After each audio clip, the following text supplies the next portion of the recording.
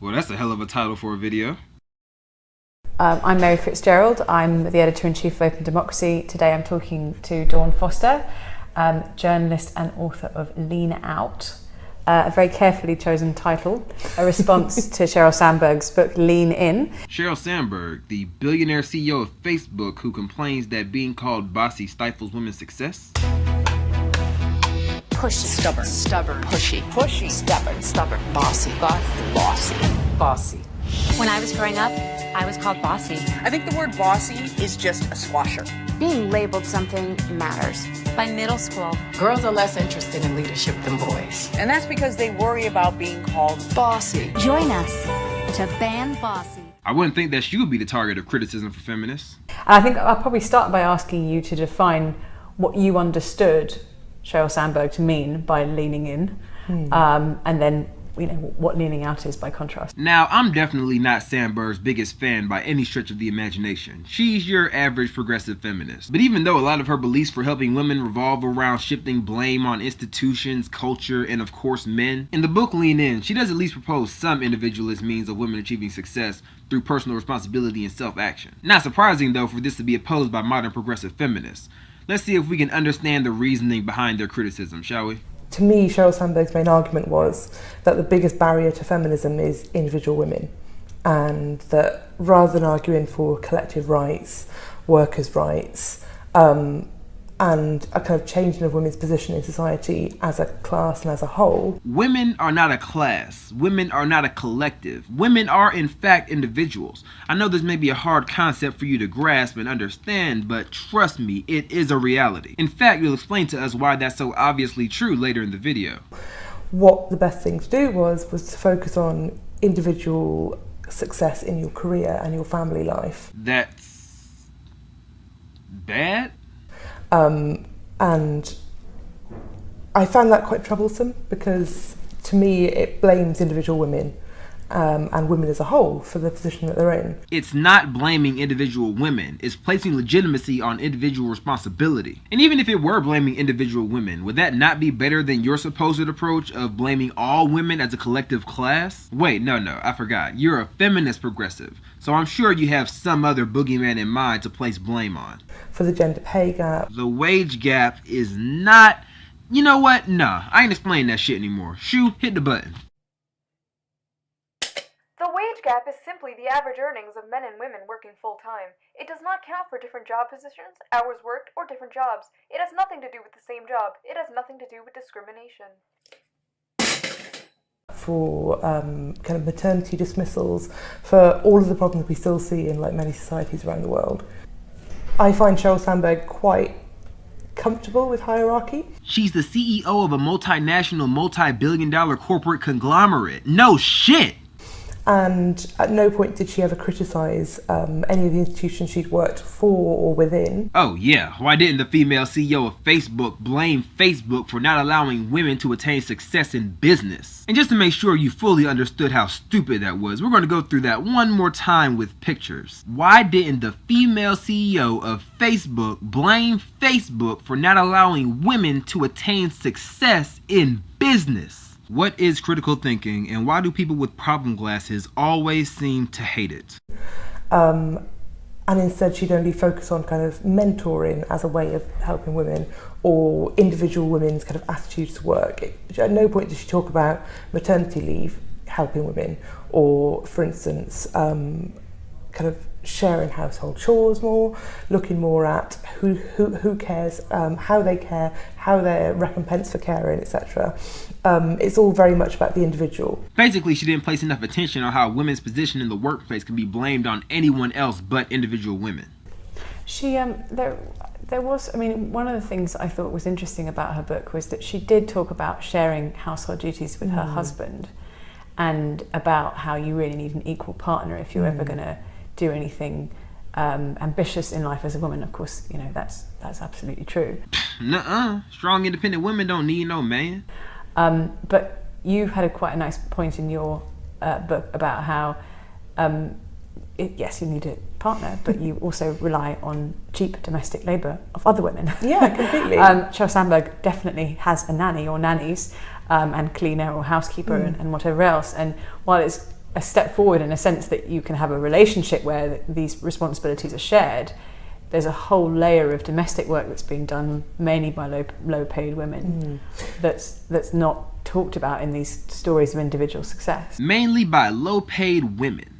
First of all, I'm pretty sure that Sandberg has landscapers, maintenance workers, bodyguards, all of which professions are more than likely being performed by men. Secondly, how do you figure her nannies are low paid? According to nannysalaries.com, the national average gross weekly salaries for full-time nannies is about $700. That's about $30,000 a year after taxes. Granted, this isn't great money, but it's well above minimum wage. And remind you, this is the average. Now let's factor in the fact that Sandberg is a fucking billionaire progressive feminist. I'm more than sure that these nannies are being paid extremely fair. Also, are you surprised? This is a book written by the CEO of one of the largest tech companies in the world, explaining her success, things she did, and advice she has that contributed to achieving it. And you expect her to spend multiple chapters talking in depth about the fucking household help? Yeah, completely. I mean, in order to work 100 hours a week and also have 2 or 3 children and your partner to do a similar job, you need people to take over the domestic duties, you need people to clean your house, you need people to drive you home at night so you can carry on replying to emails. And what I've noticed is that increasingly domestic labour is picked up by poor immigrant women who, first of all, kind of have almost no rights whatsoever. And that should be a massive feminist issue. I think migration is a huge feminist issue, especially when it comes to domestic workers. And she doesn't really acknowledge that. The book isn't about how to make it as a fucking nanny. I think there's always an assumption that women, when they get to the top, will always act in the best interest of their gender. That's an assumption made only by sexists who feel that women are a collective hive mind and not individuals, i.e. people like you, Dawn. But nobody asks if, people like Margaret Thatcher, Theresa May, wouldn't instead act in the best interest of their class. Didn't earlier you just say that gender is a class? And a kind of changing of women's position in society as a class and as a whole. And now you're making the distinction between the two. If you're going to contradict your collective bullshit, at least do so in separate videos. If you're elite, if you're very, very wealthy, you feel a lot closer to very, very elite, very wealthy people, not necessarily a migrant domestic worker who shares your gender. Yes, people identify more with other people based on common interests and lifestyles, not sex, race, or gender. It's actually a pretty common attribute associated with people who are not genital ideologues. In some ways, certainly Margaret Thatcher was a product of a system that was so, she had to be more male, quote unquote, than any of her peers or contemporaries. And so in a way, to me, she illustrates the point of what happens when you don't have many women in power. You have somebody who almost feels like they have to prove themselves more and be tougher and harder than men are. Are you saying that Margaret Thatcher suffered from toxic masculinity? And that's I think if you really did have gender parity in these positions of power, couldn't you envisage things being different? Or do you think that the class and the context and the sort of other unconscious prejudices I think it depends. I think if you had a mass movement where a lot of our institutions reach gender parity very, very quickly, then that would force a culture change. But what I see instead is a media and a climate that tells us that every single time a woman gets a senior job, that's to be applauded because it's trickle-down feminism. Once you get one woman, then that will automatically benefit people lower down the chain, etc. When I actually don't see that happening. Because women are individuals. They're not all economically linked by their chromosomes or sexual organs, you fucking psychopath. Like, if you look at Norway, they have quotas for boards, and it's changed almost nothing because the women who've been appointed to those boards are very, very similar in culture and outlook to the men who are on those boards. Disclaimer, quotas are fucking stupid and useless. But I thought the whole point was to get more women into positions of power. Now it's about culture? What particular culture did you assume that women would adopt or exhibit by arbitrarily giving them jobs in these companies? Because my first guess would be that those women would adopt the company culture, but that's just a guess. A lot of them know each other from the same kind of elite clubs, etc. So the women who've been appointed to those boards haven't really rocked the boat, so nothing's really changed. What change did you desire to occur in these companies? I thought this was about creating a larger demographic of women in business. Now I'm starting to get a little conspiratorial and think that this is some type of secret plot to enact some sort of neo-feminist coup. Instead, we've got a right-wing government. So you expected a matriarchal takeover of government. Is this a fucking 4chan meme? Like, literally, do you or do you not want a fourth Reich of feminism? In Norway, who instead are kind of rolling back women's rights quite slowly. And the same happens in Sweden. But Sweden's quite interesting because the way they've actually changed recruitment in the public sector means that it's almost 50-50 men and women. And at the same time, the private sector, which is right next to a public sector that's reached gender parity, hasn't changed at all. So even though the public sector is now more representative, that culture change hasn't kind of drifted over to the private sector because they haven't been forced into it. It's not a culture change, it's an authoritarian dictatorship. Of course the private sector hasn't followed through with your insane social eugenics. I hate to keep enacting Godwin's law here, but that's literally like the Nazis saying, well, we forced all the Jews into German ghettos, but for some strange reason, Jews in free societies aren't voluntarily moving to ghettos on their own. Guess we'll have to force them too. This leads me quite nicely into what... So it leads you nicely into regressive fascism. The fuck is wrong with you people? we've defined leaning in. What is leaning out? So for me, leaning out is refusing to participate in the systems that perpetuate oppression. So it's going on strike, it's withdrawing your labour, withdrawing care, etc. Basically asking women to abandon society to increase numbers in your revolutionary cult. So, I mean... That's quite hard though for people, people from underprivileged backgrounds. I mean, how, what can someone go away from this and say, I see this is unjust, what can I do? I'm sure many people see your draconian feminist agenda as unjust. What can they do? The people I've spoken to who are doing it, so for instance, a lot of housing campaigners, so the Focus E15 Mums, for instance, they have, for years now, they've had a stall in the centre of town where they speak to people about their housing issues, they tell people about their housing issues, and they get more and more people talking about it and going to Newham Council and saying, we won't put up with your housing policy actively harms people. If they try and evict, young mothers, then they ask the community to come out.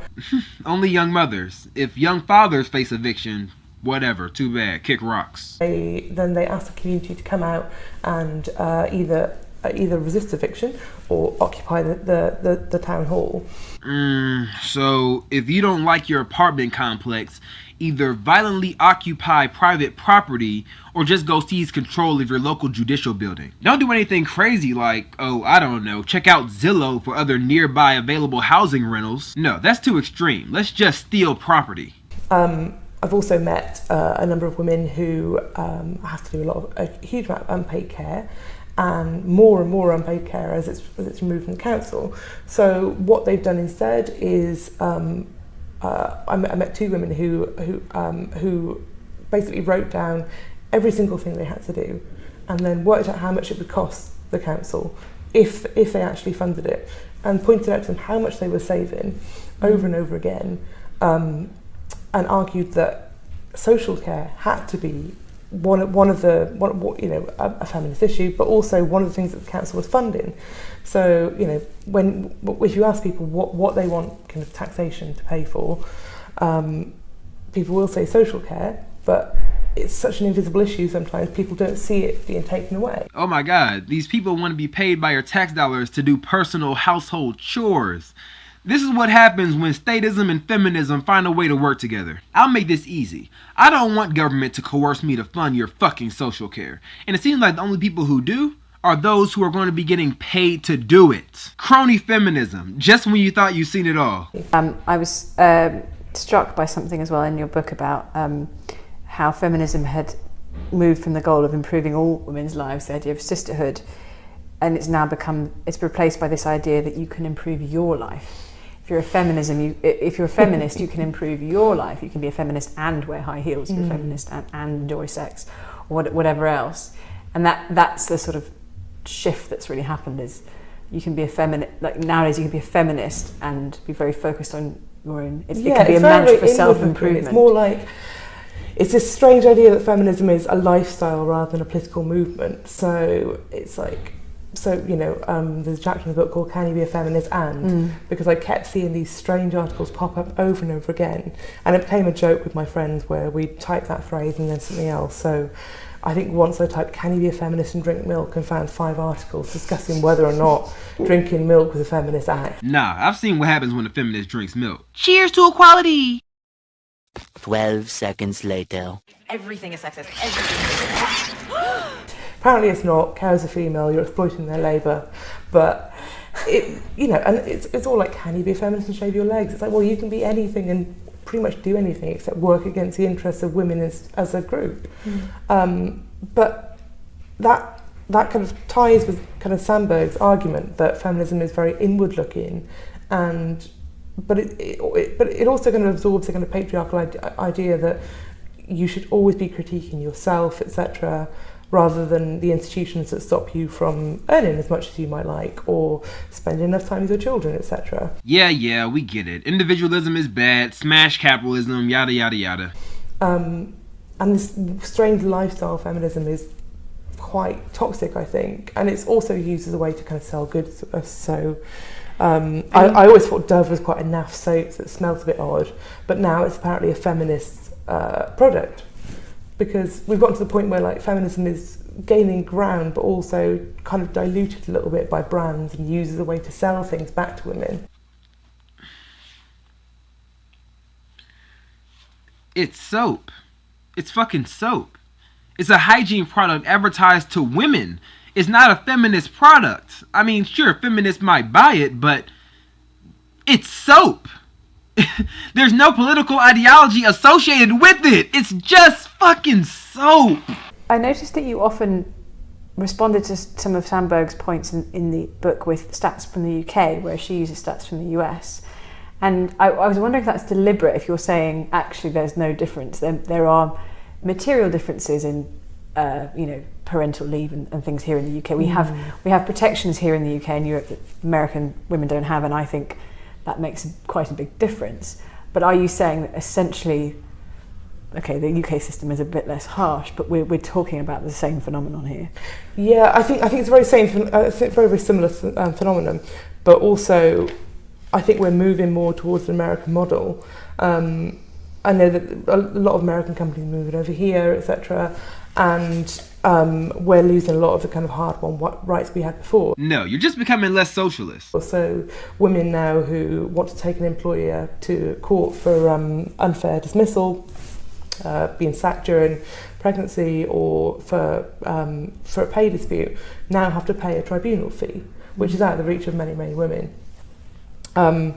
So we're losing a lot of those rights, whereas at the same time we have a lot of companies who are bringing in kind of American-style perks. But one thing they have in America now, which is becoming more common, which is quite terrifying, is especially like Silicon Valley companies offering women egg freezing as a perk. Why is that terrifying? To offer women a complimentary healthcare service to incentivize employment. Which is, I find completely terrifying. A, because it's massively intrusive, like both personally but also kind of biologically. It's a really hard process. It's voluntary. If they find it intrusive and don't want to utilize the service, then they don't have to. But it's also a way of saying to somebody, just don't get pregnant. Just work for as long as possible, because your life and your pregnancy is an inconvenience to our company. Yes, that's what it's saying. Taking 6 to 9 months off of work is pretty inconvenient to the operations of a business, especially when people like you are mandating that businesses financially subsidize that time off.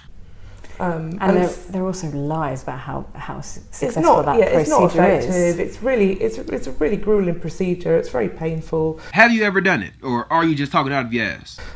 It's quite dangerous, and then you end up with a fewer than 2% chance of getting pregnant at the end of it anyway. It's quite dangerous, and then you end up with a fewer than 2% chance of getting pregnant at the end of it anyway.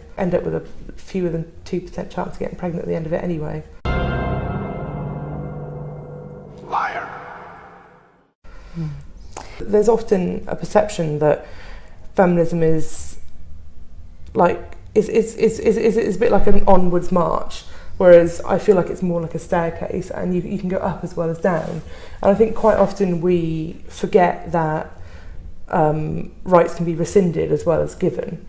So the fact that we now have to pay tribunal fees. You don't have a right to free labor. I know that's not what you want to hear, but I'm sorry, you don't. That may be how it works in your ideal feminist authoritarian superstate, which you may very well achieve one day, but for someone who upholds the principles of freedom, doesn't fly. The fact that more women than ever are being laid off, during pregnancy, the fact that the gender pay gap is widening again, the fact that more women than ever are being laid off, during pregnancy, the fact that the gender pay gap is widening again.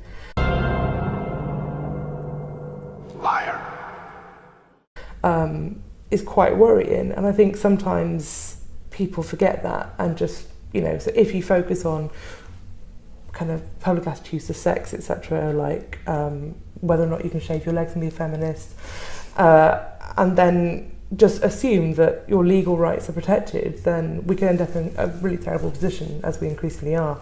And again, a lot of that comes down to who sets the agenda in feminism. If it's kind of upper middle class women who have relatively okay jobs and their main problem is kind of cultural attitudes towards women, does that mean that we forget about the women who are precariously employed, the women who have care responsibilities, the disabled women who struggle to work, etc.? The women who are cleaning the houses and looking after the children of the middle class women who are doing those jobs. Proletariat feminists versus bourgeois feminists. Please, God, just let them kill each other.